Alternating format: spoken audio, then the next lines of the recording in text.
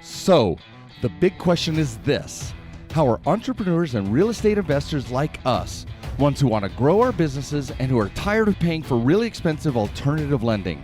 How do we tap into the most inexpensive money available and do it without the hassle of typical borrowing? That is the question, and this podcast will give you the answers. I'm Merrill Chandler, and welcome to the Are You Effable podcast. Welcome back, everybody. Merrill Chandler here, your host of Are You Effable? And I'm going to show you how effable I am, because this is the follow-up episode from the Southwest application we did 2 or 3 episodes ago. Now we're going to see what the results are, and we're going to do a deep dive here. So I will see you back after the intro. See you in a sec. All right, everybody, welcome back.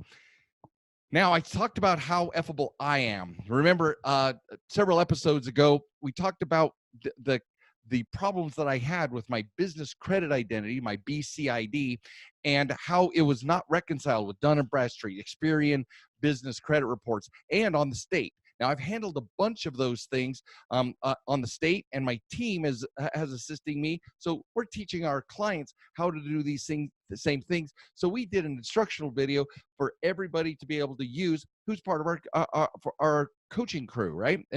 Our clients as they make themselves more and more fundable.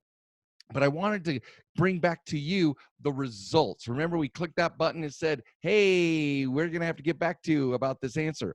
Well, approximately a week later, I actually got an approval notice for $59,000. $59,000. Are we focused on that? There we are, $59,000 on my application. And personally, I was blown away. I've never seen an approval from a new institution at that amount. That just means that I'm doing the right things, right? That's our objective, to get you to those same elements. Now, I have gotten a $50,000 approval. Technically, it was $75,000, but that was between 2 credit instruments. We talked about that earlier, right? From Wells Fargo, $50,000. This was $59,000 in a credit card. That was $50,000 in a credit line, plus a $25,000 credit card from Wells Fargo. Now, what I would like to show you, however, and we're going to go through this, is that they gave me the terms and agreements, and I want to go through some of these so you understand how you got to watch for what they're trying to offer you and what you need to do to be successful. So the first things we're going to go through is so let's talk about what they mean by guarantee. They're welcoming me to the account, and they say, guarantee, based on your credit worthiness, you may need to provide some financial support to us to initiate or maintain your account. If we, in our sole discretion, deem such financial support necessary, we will notify you of the type and amount of the required financial support. By financial support, they mean financial documentation, financial proof that what I put in my application is true. Now, I know the game. I fill out all the application information so that it reconciles with not just the proof documents that I would provide, but what's on the databases that they're going to source in to verify in automatic underwriting. Now, we know that I got bumped into manual underwriting for that particular thing, but it was based on my addresses, not on my financial data. But what they're saying here is, at any time, we can ask you for proof documents to show that you're not, Merrill, you're not full of shite. Now, the issue is A, you got to be prepared for those, but more importantly, you've got to run the traffic patterns on any new credit instrument, especially for the first 90 days. You need to run certain traffic patterns that are going to inspire their algorithms, not make them afraid, right? How we talked about, you want to stay away from that 40% utilization or 40% traffic number to stay out of the risk department.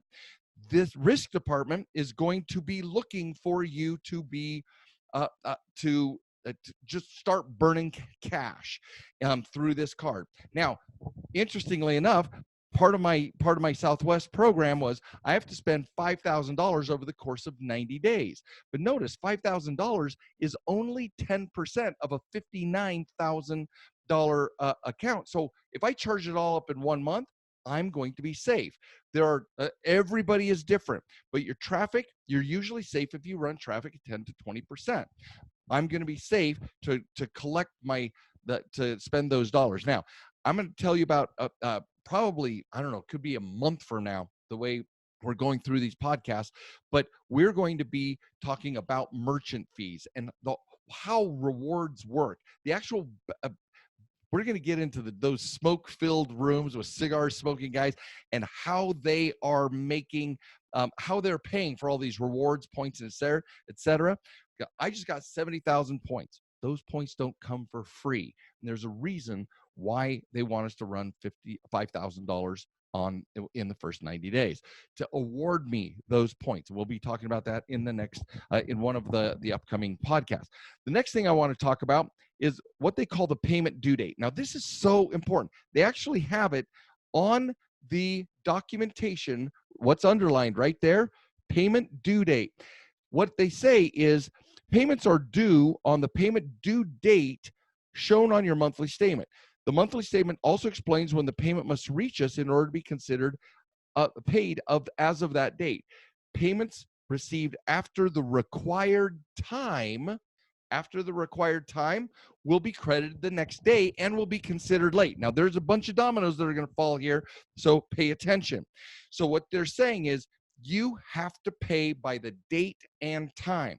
Now, this is important for you to find out what the due time is on a particular day. We've had clients whose credit card issuer said the due time was 5 p.m. Eastern. Well, if you're in California, that's 3 hours earlier.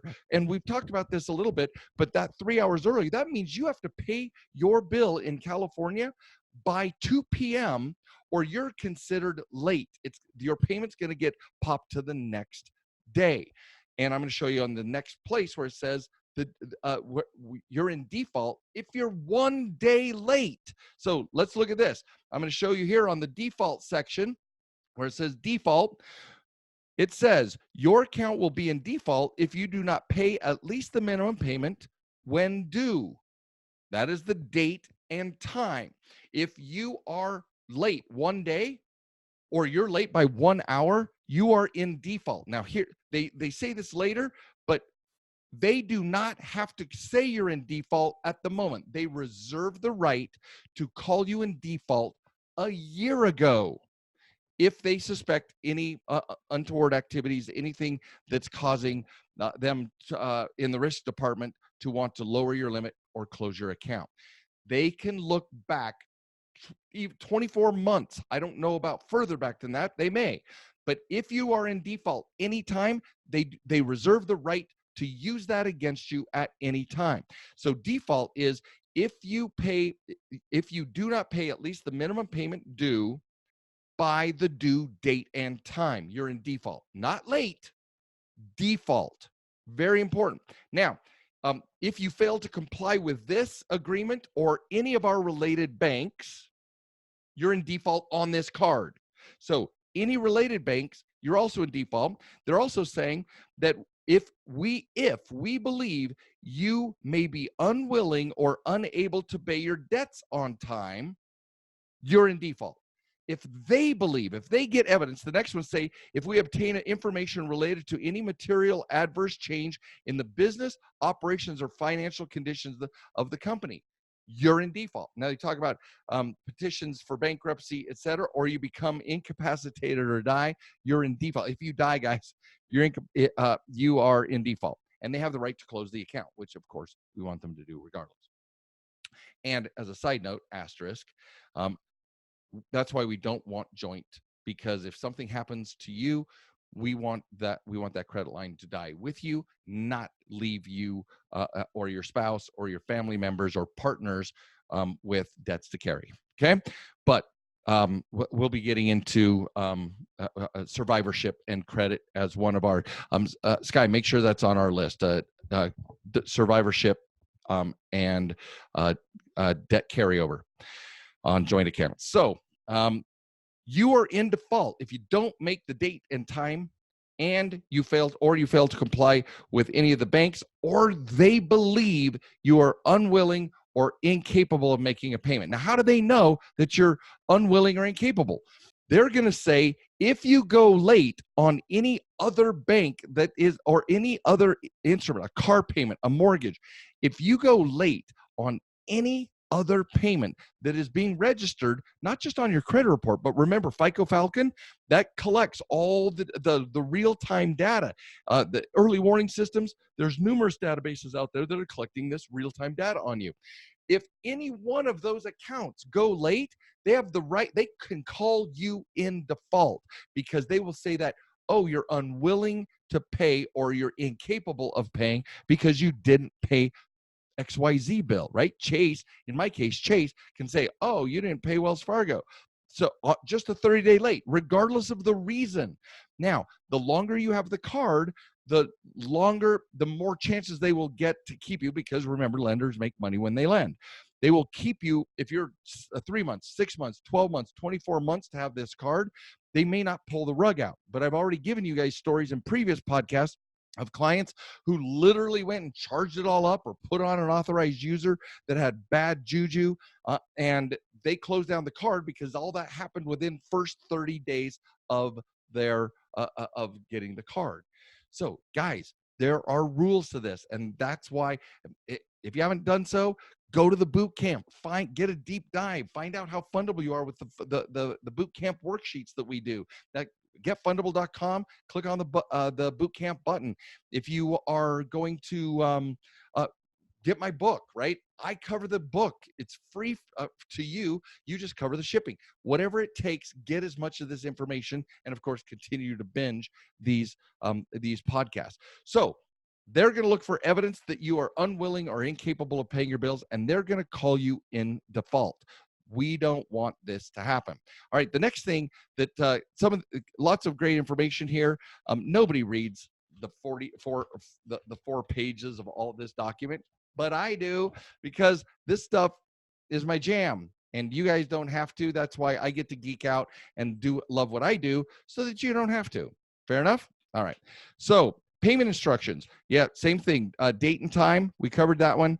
And the last thing that we want to cover is what they call, payment instructions. They refer to date and time. And then if you are going to default, they actually say, we don't lose our rights. Now, next thing, payment allocation. This is wild. Okay. When you make a payment, generally we first apply your payment to the balance on the monthly statement with the lowest APR. Listen carefully. So let's say you did balance transfers. That has a higher APR. Cash advance, that's a higher APR. Whatever money you pay, they're going to apply it to your lowest interest rate. So those other ones are going to continue to, let's say it's mine 17% and change for just regular purchases, but it's 22% for cash advances, or 22% for balance transfer, and 26% for cash advances, and it is 29% is the default rate. We'll cover that one in a second. So payment allocation says that they're going to pay off your lowest interest balances first, then anything above that will with the next lowest interest rate, and then finally, if you're paying more money, the next lowest interest rate. So they're going to, if you have $2,000 in purchases and you have $500 in a cash advance or a balance transfer, those higher rates for the cash advance or the balance transfer, $2,000, and you make a $500 payment, you're still getting charged that higher rate for the cash advance and the balance transfer. That's the last. You got to pay off the $2,000 with your money before you can even come close to touching those higher interest rates. Does that make sense? So they're stacking it against you, and they want the higher charges first. And then finally, there is the last thing that I want to cover is what they mean by the default interest rate. So default interest rate means that if you are in default, it can go from the 17% and change that it is now all the way to the 29.9%. I don't know if they did this intentionally, but look at the language. Default interest rate could mean this is the automatic interest rate. It's the one that you default to. But it also means, a secondary meaning is that if you default, this is the interest rate. Both of them have serious implications. So what we need to understand, the thing that is most important to you is, if you are 1 hour late in making your payment and your payment gets posted at any time prior to, after the due date, they can charge you 29%. In this case, 29.9% for the rest of the time that you have the card. For the rest of the time. Now, you can ask them good behavior. Otherwise, you can always call up and request a lower rate, but they don't have to give it to you. The default interest rate is the interest rate. What they're basically saying is this card comes in at 29%. Now, we're going to give you a promotional percentage of 17% for purchases, 22% for balance transfers, and 26% for cash advances. But the default, we can't charge you more than 29%. But if you mess anything up whatsoever, we're going to charge you 29%.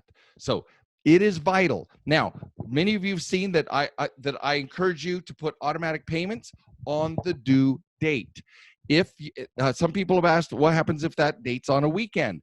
We leave the automatic things to, if you have set up for it to be paid on the due date, the automatic, for every bank I'm aware of, actually does that transaction on that date. Now, it may not clear the bank until the following Monday or next business day, but the draft is, you've authorized them to draft. If you have any questions, call your bank and ask them that. But to my best understanding, it is policy of the banks that if you give them permission to draft your account and it doesn't bounce, or it's not a bad, and you can pay it that way, then you get credit for it on that due date. Ta-da! Yes, I got $70,000, or excuse me, $59,000 in my credit card. Oh, also another thing I want to show you. Look what it says here. It says credit access line. So notice how we talk about credit lines, credit cards, etc. This is a credit card. It's a credit card, right? I have it sitting right here. Southwest credit card. They call it a credit access line. So remember, we're defining our terms as credit card, credit charge card, and credit line with specific definitions. So whatever their marketing condition is or otherwise, we're not paying attention to what they're calling it as part of their marketing, etc. Because the word access is